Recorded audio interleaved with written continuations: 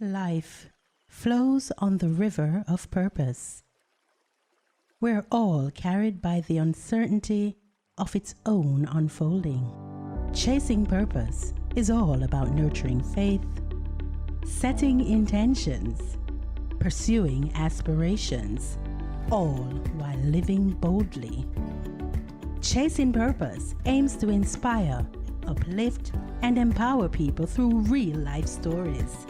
Stories that encapsulate life's memorable moments and enduring life lessons. Chasing Purpose with host Cinta Shay. Every word we speak can either be a brick to build or a bulldozer to destroy. That quote is from Joyce Meyer. Recently, I witnessed a verbal exchange between two people that sat with me for some time. In a matter of minutes, insults were hurled back and forth, a slew of hurtful words with no real thought or care behind them. It seemed the aim was to hurt, disrespect, and disregard. Maybe this exchange stemmed from built-up frustration between the two involved. A few days after hearing the troubling exchange, I read this: "Out of the overflow of the heart, the mouth speaks." That's Matthew 12, verse 34. In the past, I have had plenty of the very same expats where I was the antagonist and nothing about it felt good. I have learned over time that our words and actions speak to our character, as well as who we are as human beings. I have never left an argument feeling good or better about myself. In fact, I always felt the total opposite. Arguments have caused me to do a deep dive into what was on the inside of me.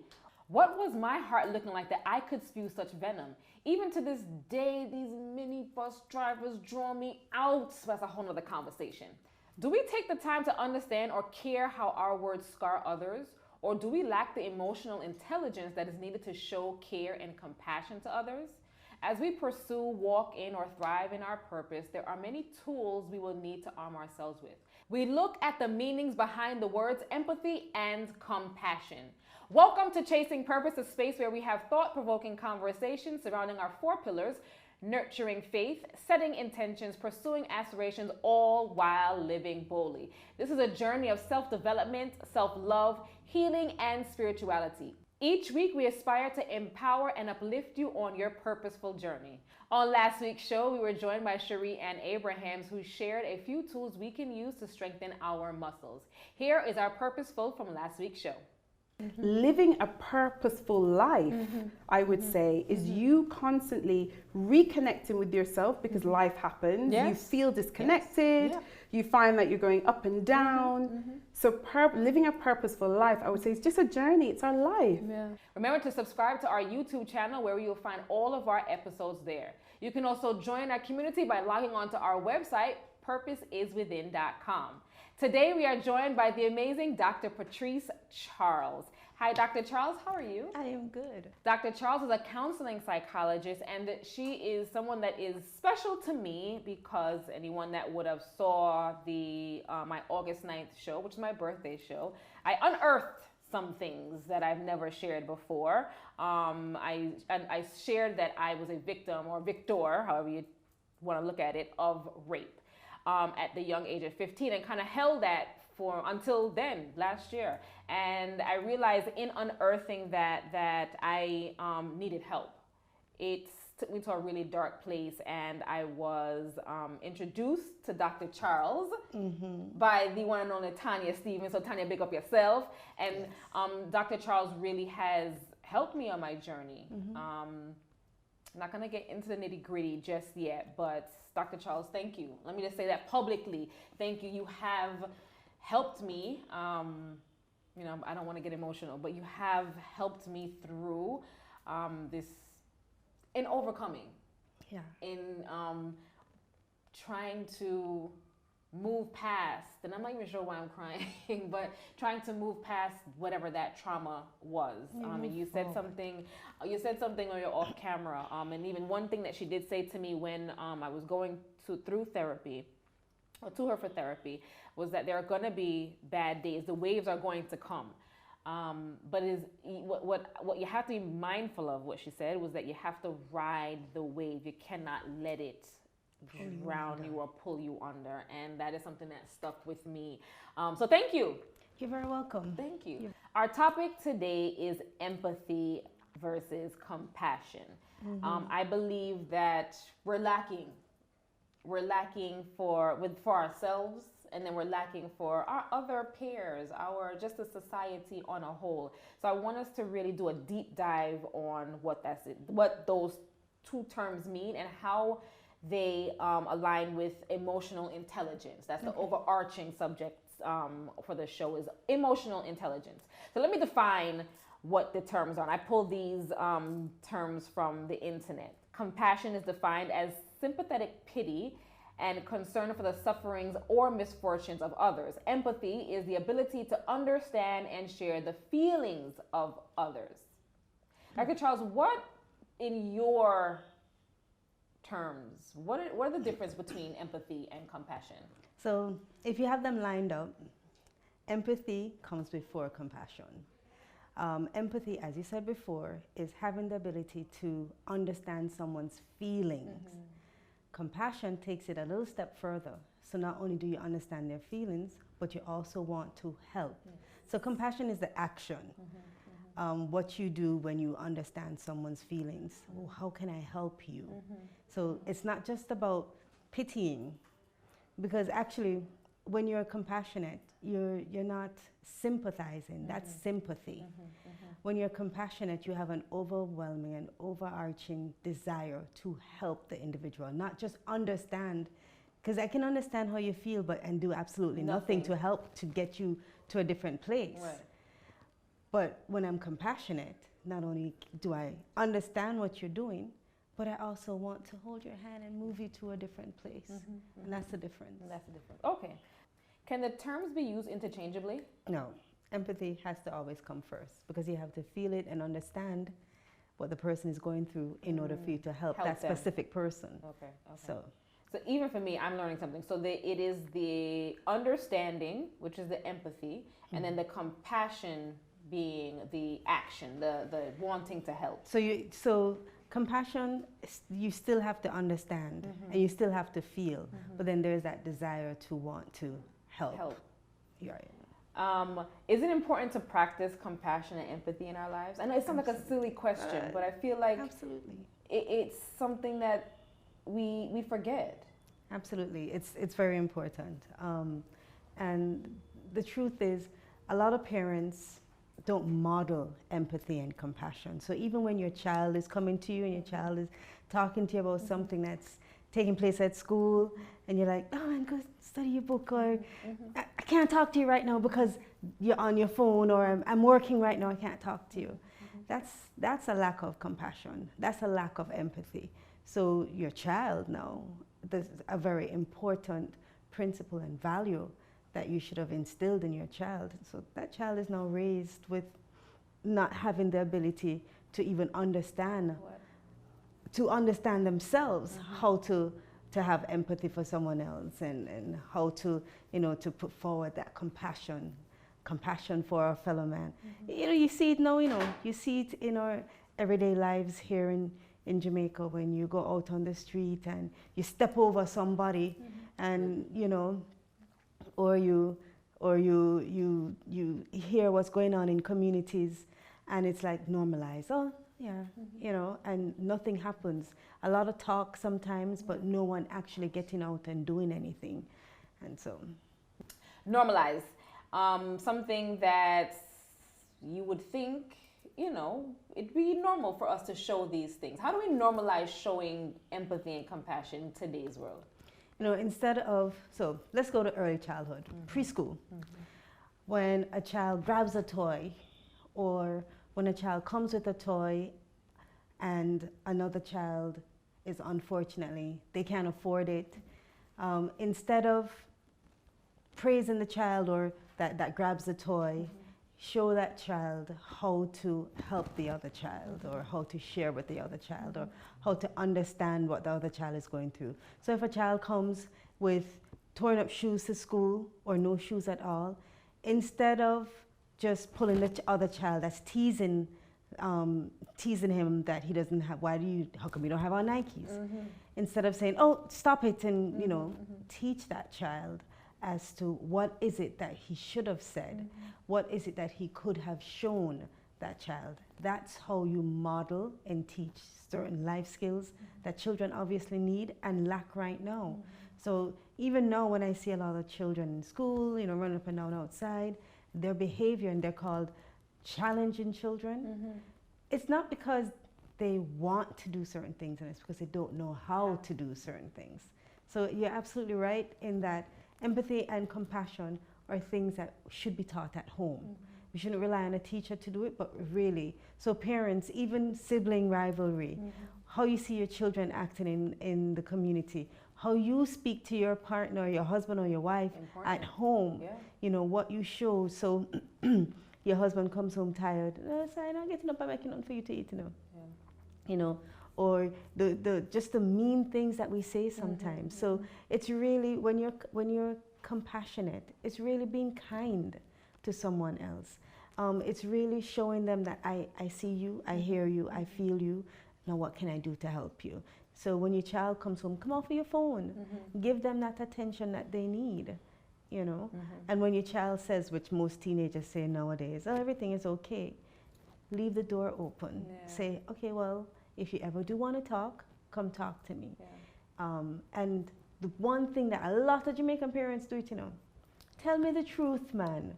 It doesn't matter. Tell me the truth. You'll never get in trouble for the truth.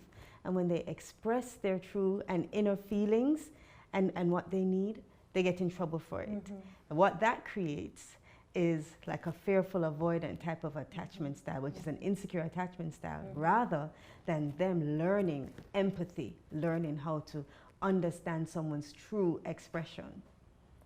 All right, a lot was said. I'm hoping you guys are journaling. It's in the beginning. However, please make sure that you always have your journals. Dr. Charles is going to be dropping gems. So we're learning that empathy and compassion really should start in the home. Yeah, it's the principles and values that parents, when they create their set of rules in the home, that empathy, integrity, honesty, integrity, respect, empathy, compassion. It's on the list. And another thing that I'm hearing also is parents out there, myself included, to leave the door open.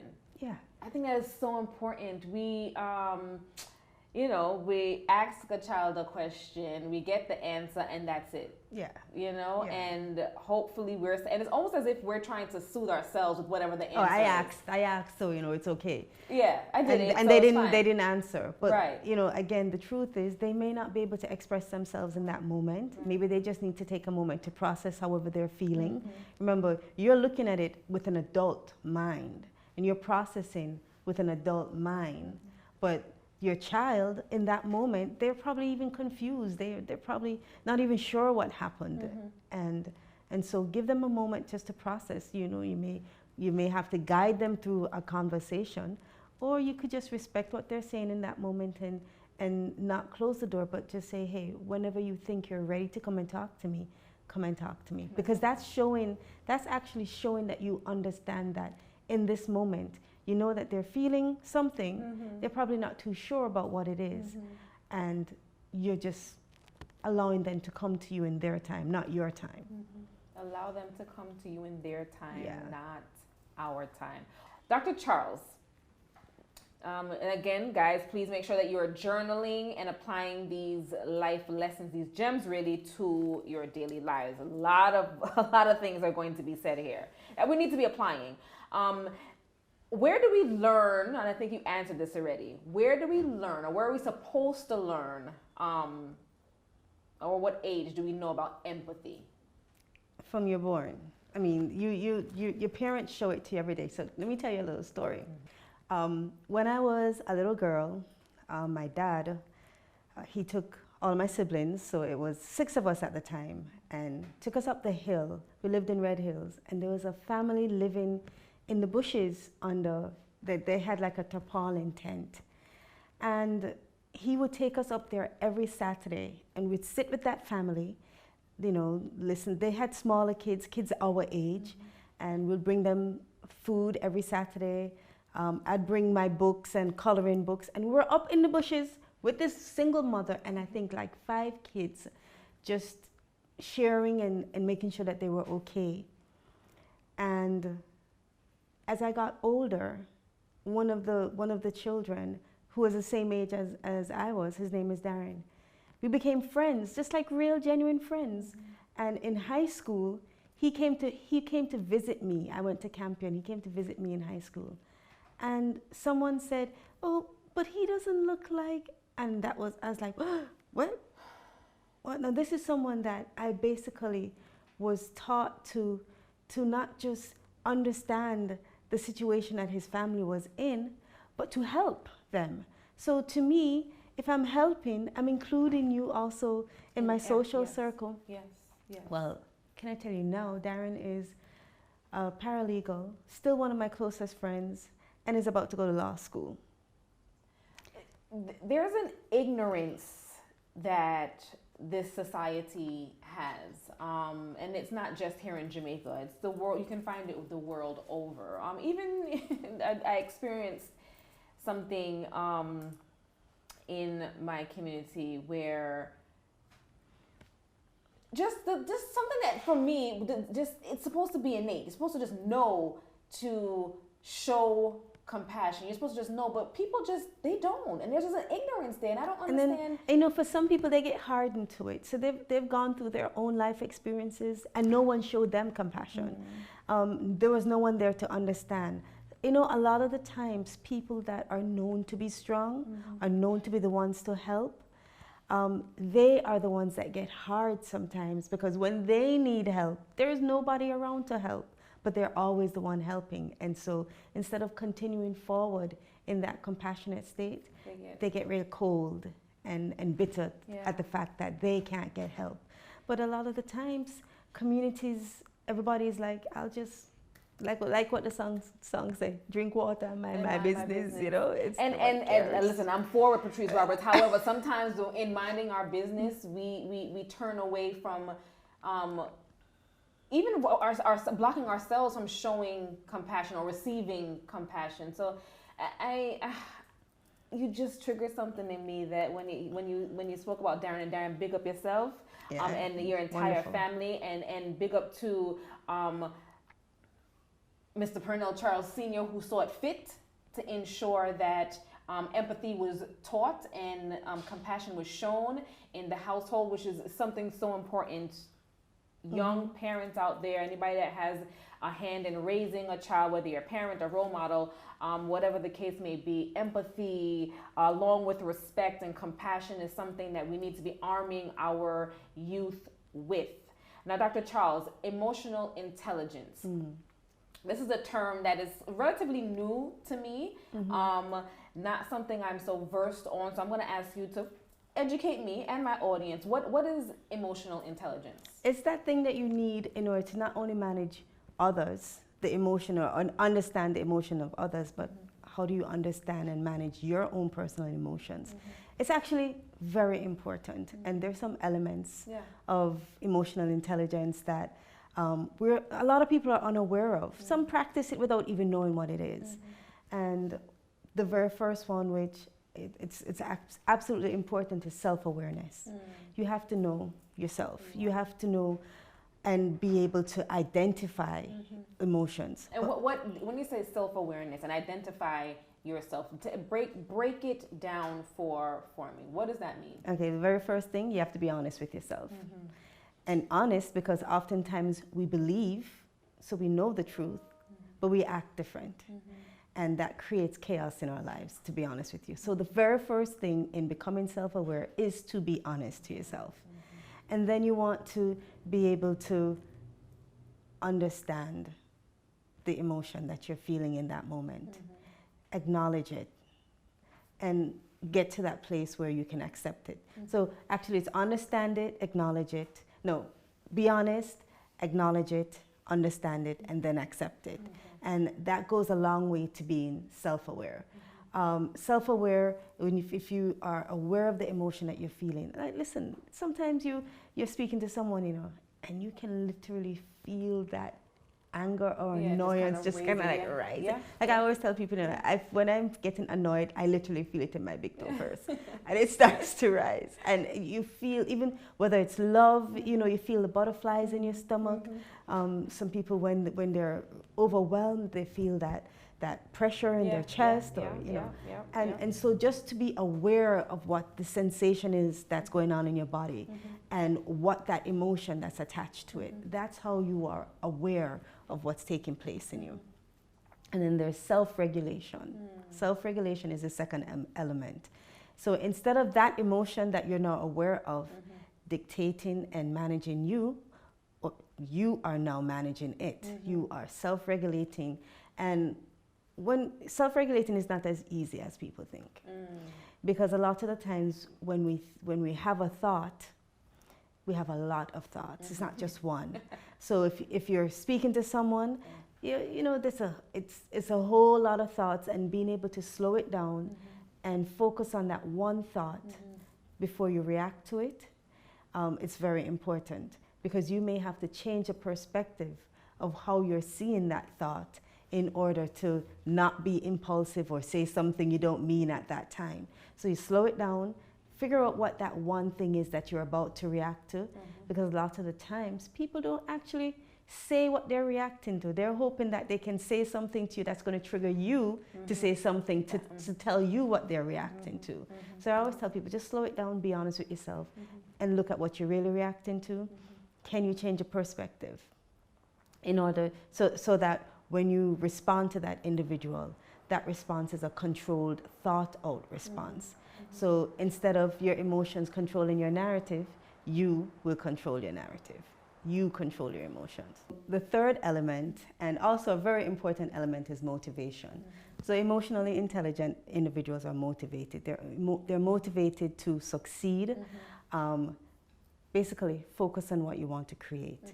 So if you're emotionally intelligent, you will work towards diligently, assertively, what it is that you want to achieve and the success that you want, paving that pathway for yourself. Emotionally intelligent people understand that you have to have a will and a way.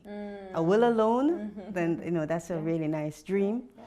And if you just have a way and no will, you're literally roaming around the desert like a nomad. So you have to have that outcome, and you have to have the way to get to that outcome. You don't want to journey, though, towards that negative outcome. So I always tell individuals, when you have that dream, when you have that outcome, make sure you're not focused on a negative outcome. Because if you focus on a negative outcome, that's literally what you're going to create. Basically manifesting your own destiny in a negative way. So focus on what you want to create, focus on that success, and you will be motivated towards achieving that success. And we'll go right back to where we started from, because the fourth element is empathy. It is so important to being emotionally intelligent, because emotionally intelligent people aren't just self-centered. They think about others. They are available to understand the feelings of another person, and that's very important. And the last but not least, social skills. You know, if you have social skills, it's good for you to be able to communicate. So whether you're at work, whether you're with your family, social skills very important for you to be able to communicate and bond, and to understand even what your coworkers are going through, so that you can say the right things. Again, slowing down your thoughts so that you can understand what someone else is going through. But social skills are very important for leaders to have, and for managers to have. As it pertains to leaders, I'm not to cut you, as it pertains to leaders in a workspace, team leaders, is it important for them to arm these skills of emotional intelligence? Absolutely, because just think about it. If you are the leader and you're not emotionally intelligent, and you're not even aware of what it is that you're doing, and you walk into your office and you're shouting at everybody and you're very impulsive, you're literally setting the environment and the tone in your office. A lot of tension, a lot of stress. So it's absolutely important for leaders to be able to regulate themselves, to be aware, to be able to motivate their staff.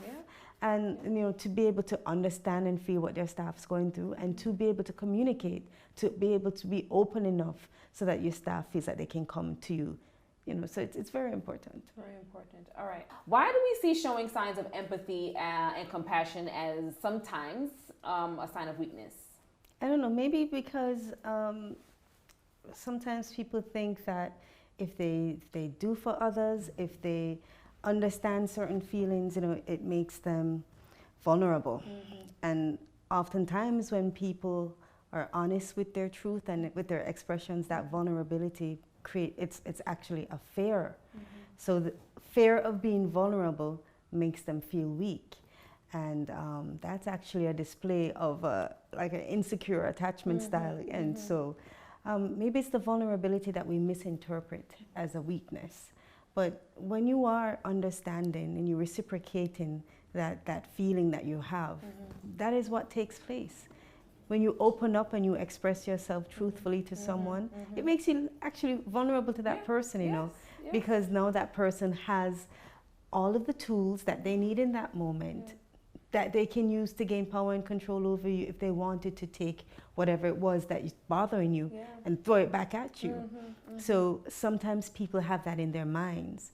And if you're of a suspicious nature, if you have trust wounds, if you feel as if you have a tendency to believe that you're going to be betrayed in some way, that makes you feel weak. Trust wounds. The first I'm hearing of this. Tell me, what are trust wounds? It usually something that happens in maybe your childhood or adolescence. Now, oftentimes people think it's something that's happening to them as an adult, but trust wounds are usually created as a part of your programming, which takes place in your childhood and adolescence, so up to age 19. So if you have a very traumatic event that took place in your life, or you witnessed something, let's say you witnessed two people that mean a lot to you betray each other, it can create in your mind just and I want to use the word wound, because what happens is that you build a wall around your trust, and even though you may not have boundaries, you just have that wall around your trust. You don't give it up. So as an adult, you now have a tendency to just not trust people. You're just not going to open up to them because you think that you're suspicious of them and you think that they're going to betray you. And it's because you're focused on the fact that I've been hurt before.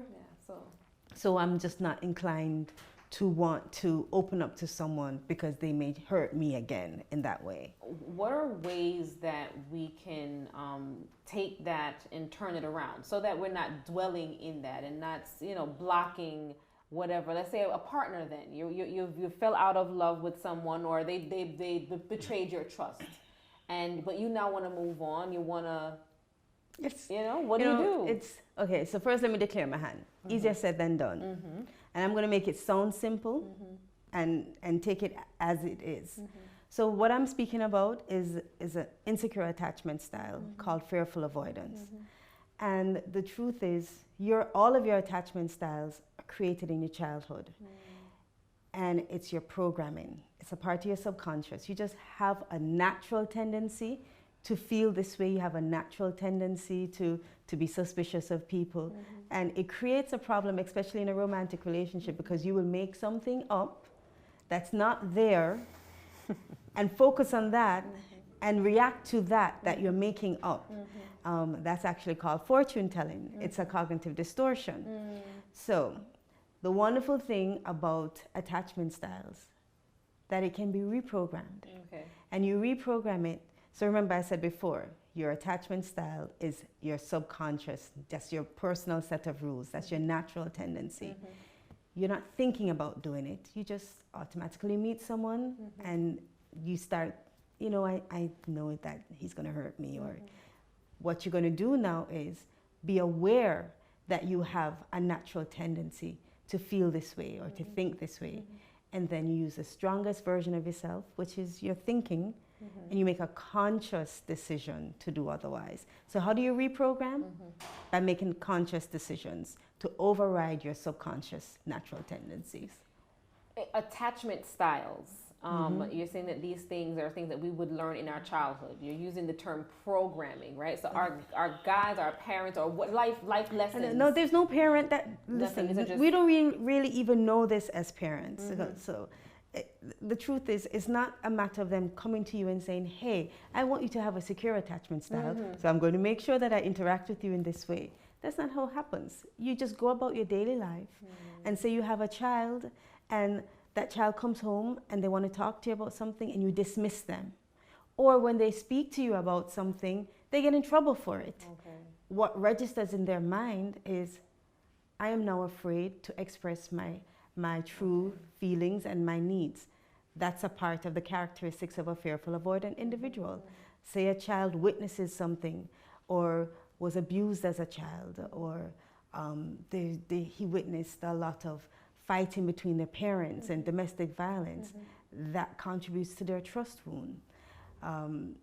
You know, and as a fearful avoidant individual, they have those individuals that 1 minute, oh, you know, Mommy and Daddy is here for me. The next minute, they're not.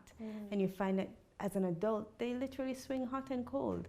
You know, they swing between having a really good time, and then that suspicious characteristic kind of like pops up, and then they sabotage their relationship. So what the partner sees is 1 minute we're good, then the next minute we're bad. You know, so there's a lot of ambivalence in the relationship. Not even realizing that it is something that would have been learned in their childhood. One of the things that I say to my clients when they come in, you know, that's actually not your fault. That's actually not your fault. When it's your fault, when I make you aware, self-awareness, very important towards emotional intelligence, remember. So now that I'm making you aware of what your insecure attachments, qualities, and characteristics are, now I'm going to teach you how to make that conscious decision to do otherwise. So if you see it and you still do it, then yes, then it's on you. And I'm not going to share what my attachment style is. However, yes, we did that. And you can see why it's where it's at, right? Okay. But what you just said, you brought it to my conscious. You said, all right, Cynthia, this is what your attachment style is, and this is how you have to kind of work your way around it. So just explain, because that was mind-blowing for me. That was an eye-opening session for me. Explain to persons, one, are there a lot of attachment styles, and if you can just briefly go through them. So maybe persons that are listening and watching can identify what their attachment styles are. So there are 4 attachment styles. The first one, the secure attachment style, which is where everyone wants to be. And then the 3 insecure attachment styles. So you have dismissive avoidant, fearful avoidant, and anxious preoccupied. So we have a little bit of all of them in us, because we've been exposed as children in various ways to our parents. The dismissive avoidance and the fearful avoidance is probably one of the most difficult combinations, because as a dismissive avoidant, basically you don't believe that there's anyone else other than yourself that can cater to your emotional needs. Those individuals, no matter how much they need help, they won't seek it. And when you try to offer it, they find it difficult. They think that you probably just want something from them. You know, you have some individuals that no matter how much you know that they need help, so no matter how much compassion you want to show them, they just don't receive it very well. They're afraid of commitments, they're very harsh and blunt, and those are the individuals that tend to withdraw into themselves to self-soothe, and they take a long time to warm up back. So when you're in your partnership and you try to have a conversation with them, they probably go quiet. You know, you find that they detach themselves from you. And they're very comfortable in their own space, so they actually prefer their own space and time alone. It means a lot to them. So that's the dismissive avoidant. Sometimes a hard nut to crack, you know, those dismissive, because as far as they're concerned, you know, I've been doing it on my own for this all this time. Yeah. So the dismissive avoidants tend to have parents that are not very involved. You know, so they were kind of left as children to fend for themselves, make sure that they're okay, do their own schoolwork by themselves, have nobody to talk to, you know, have to entertain myself. So they grow up in that way, believe in that. The fearful avoidant, see, the fearful avoidant swings hot and cold. Fearful avoidant individuals sabotage their relationships. And the fearful avoidant individual, they don't have boundaries, so they can appear to be very patient, so they will allow you to do everything. But when they hit that spot, they're explosive. So they hit back at you in anger. And so themselves, they tend to have strong emotions of aggression and anger at times. And they're very passionate. They can appear to be very passionate, and they will display that passion in their relationships. But then they tend to have emotionally volatile relationships because of that swing. And it's obvious why it would happen, because if I have trust wounds, and if I'm always suspicious, and if I think you're going to betray me, when we're going along and everything is going well, here comes that creeping thought of, you know what, I would rather end this relationship and deal with the fact that I ended it than you ending it. So what do? Turn over the apple cart. That's it. I'm done. You know. So, but they feel guilty when they do that because we were going well. Yeah. So they tend to have feelings of guilt a lot. And guess what? The fearful avoidant individuals are the ones that are really good. They have a big capacity to empathize with other people. They're terrible at doing it for themselves, though. Real good at empathizing with other people, but when it comes to, you know, setting the boundaries for themselves, and they're not good at it at all. And then you have the anxious, preoccupied individual. And these are the individuals that they probably had that parental or guardian support, however, not when they wanted it. So when they got it, it would be like, just for example, I needed this last week. Why couldn't you give me this last week? But this actually feels good now, so I'm gonna take it anyway. These are the individuals that tend to talk themselves into something and then immediately talk themselves out of something. These are the ones that tend to be very clingy and needy, tend to have a fear of abandonment, tend to have like an emotional hunger to want to be in a certain type of relationships. These are the individuals that want to, they're more comfortable in relationships.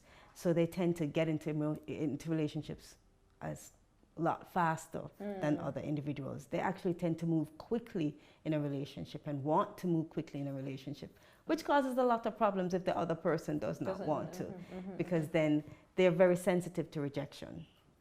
Just like the dismissive avoidant does not like to be criticized, they don't like to feel rejected at all because they have a fear of an abandonment. And the anxious, preoccupied individual, separate and apart from having that preoccupation of mind, they are more comfortable in a committal type of relationship. You know, so a lot was said. I know, a lot to digest. However, and there's a test that you can take that will give you the breakdown of what attachment style you have and you are. But what was eye-opening for me is just kind of looking back over childhood, anybody's childhood, that these things as a parent that you don't even realize that you're doing. You're not intentionally ignoring, you're not intentionally coddling, you're not intentionally doing these things, but subconsciously the children are holding on to these things, and as they become adults, these attachment styles begin to form. Because as parents, we're obligated to our children. And I say that. Our children are not obligated to us. We are obligated to our children.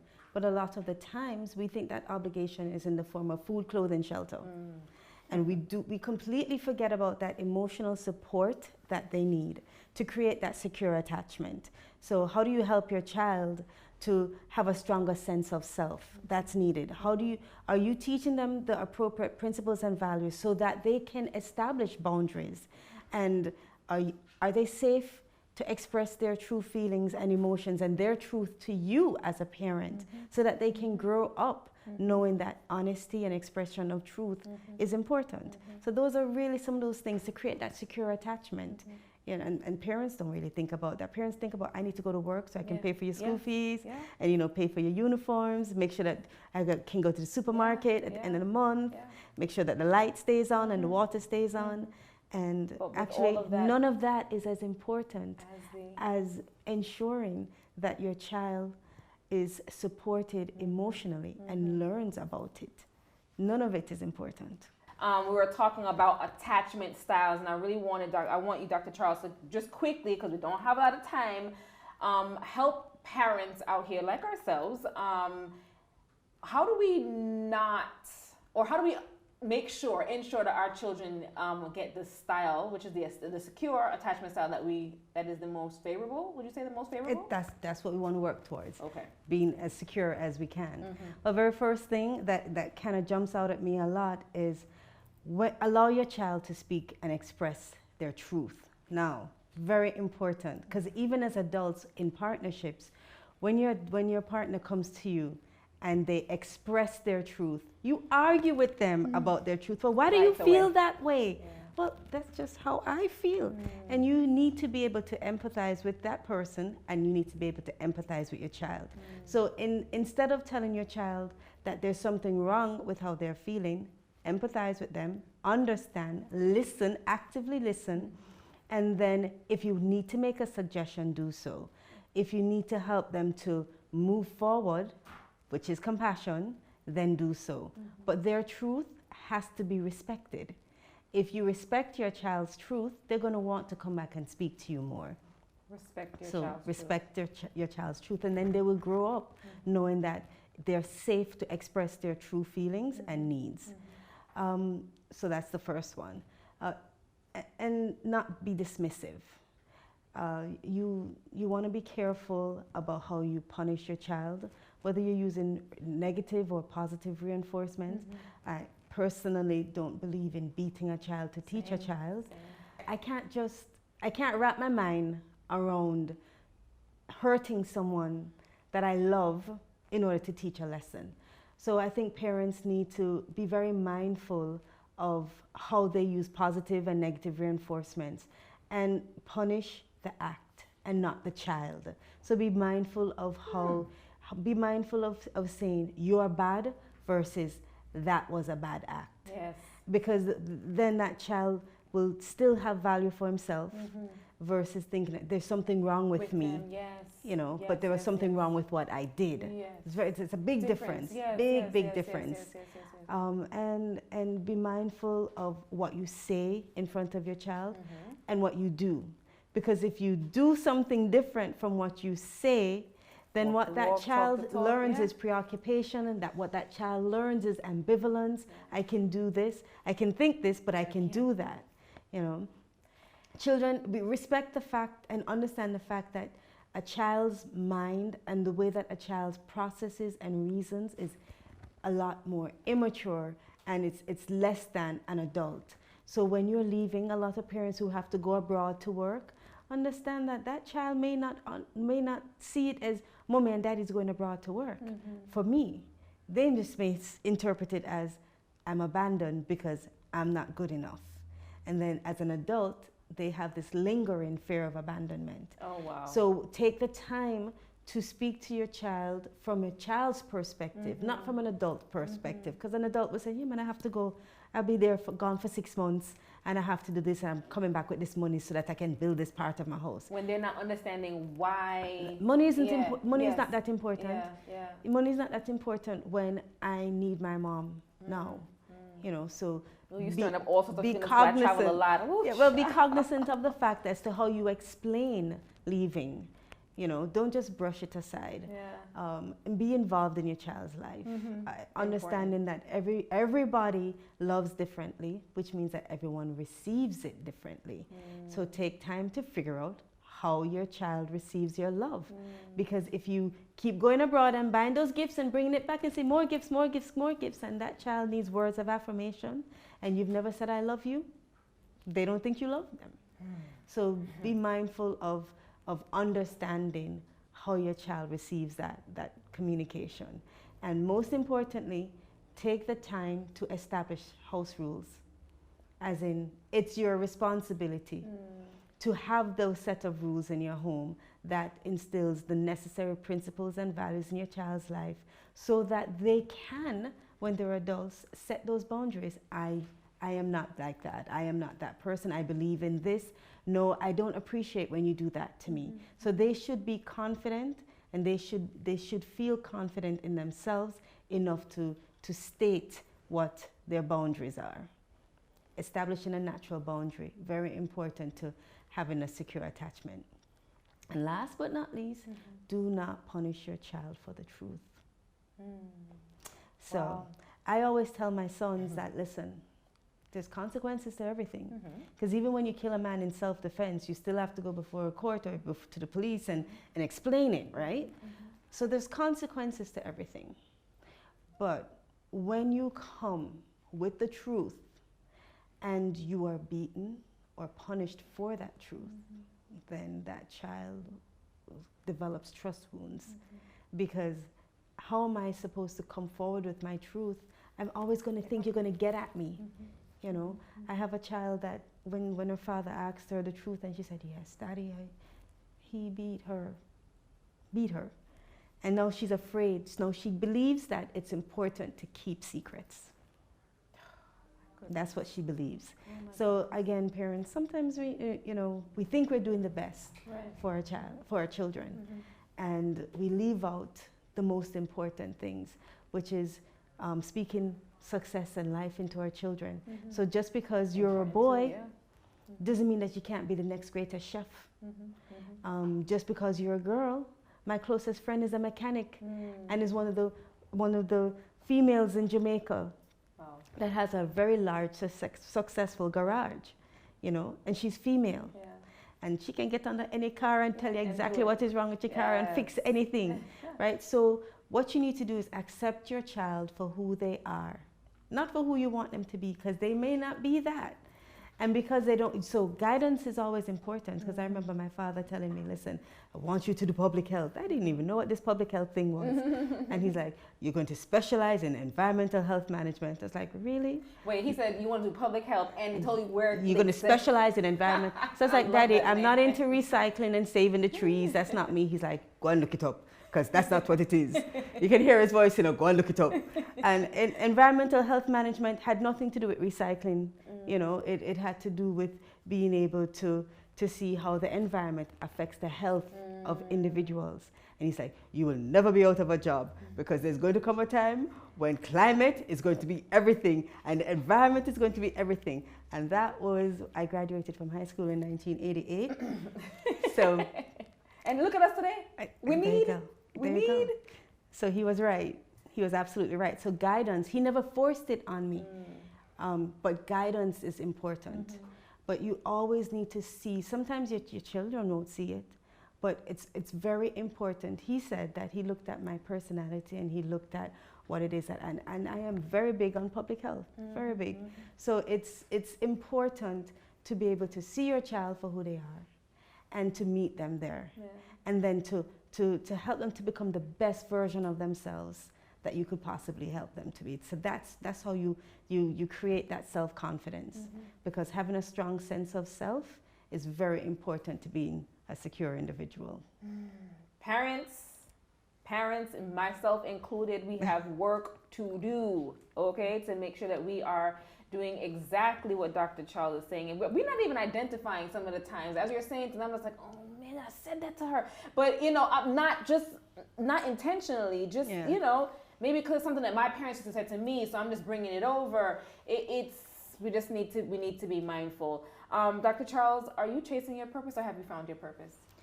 You know, I found my purpose. I found my purpose in a combination between public health and psychology. And so I'm 50. I'm sorry, excuse me? Yeah, I'll be 51 in October and this looking year. amazing. Thank you. Okay. Thank you. You know, 70 babies. Yes, 70 babies. Yes. But I found my purpose, you know, with a nice balance between psychology, public health, and parenting. And that's my purpose now. In the future, instead of, because right now I work, so I charge for my services, but I want to retire soon. I do not want to be working past 60. I'm not doing what Pernell is doing. No, I'm not doing it.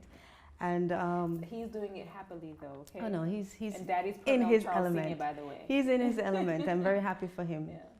But I in the next 5 or 6 years, I don't want to charge for my services. I want to be able to travel Jamaica, travel the world, doing workshops, working with communities, working with parents who cannot afford my service now, working with couples, because I specialize in marriage and family also.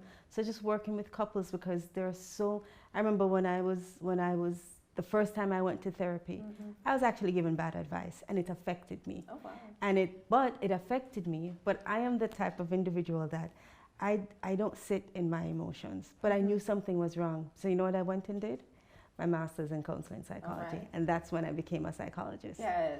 Because I said, that cannot be the advice you're giving to individuals. Because that person gave me an advice based on her emotions and feelings. And you know, that judgment was just really wrong. Wow. And as a young person, I listened to the professional. Yeah, of course. So now I want to be able to tour and help those individuals that cannot afford professional services.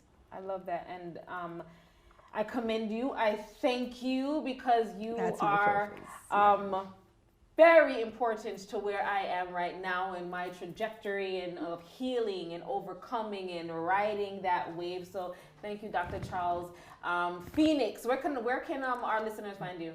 Well, you can go on IG, Instagram, the Phoenix Counseling Center, and it's pretty easy. Just send me a message or give me a call, 868-3290. Just send me a WhatsApp message, and it's pretty easy to access. She is very easy to access. I can't tell you guys, it was just a 1, 2, 3 thing. I answer my messages. And she does answer all her WhatsApp messages. Our purpose point of view question for today is, do you understand the difference between empathy and compassion?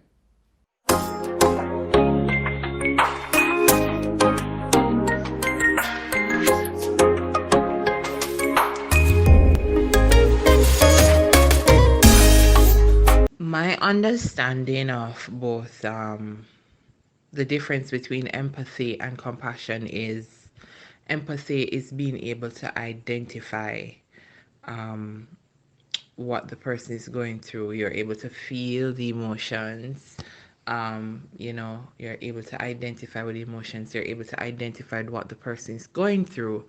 Compassion now is when you have identified what this person is going through. You're able to relate to it, and you desire to help with whichever circumstances or situation this person might be going through. So the difference is identifying, being able to relate, and you know, the compassion now is wanting to help that person out of the situation or circumstances.